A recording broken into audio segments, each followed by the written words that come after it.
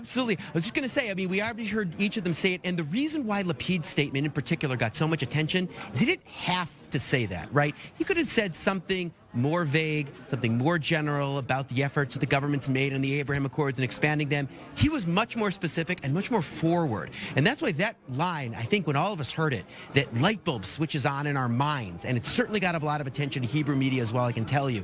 So Lapid coming out there and putting out and juggling that out in front of us. So very, very interesting to hear that. Obviously, a lot of debate among analysts here in Israel, just how ready the Saudis are or might not be for normalization. You find intelligent people and experts on all parts of that spectrum. But Yair Lapid laying out a very thick hint there that there really is something going on, that his government has led and has advanced, that Netanyahu can then pick up the baton on to move that normalization forward. By the way, you listen to both of them, you hear, again, not for the first time, just how much this issue, the Abraham Accords and the normalization, is an issue of broad consensus here in Israel. Opposition to it really on the margins. Even in Arab society, really on the margins. And again, you hear it from that podium. Two of them, Benjamin Netanyahu, Yair Lapid, they both speak well. They don't agree on much. They do agree on the importance of this. And I think both would cheer if this were to somehow get to the finish line, as Yair Lapid, in a maybe surprisingly optimistic note, feels that it might.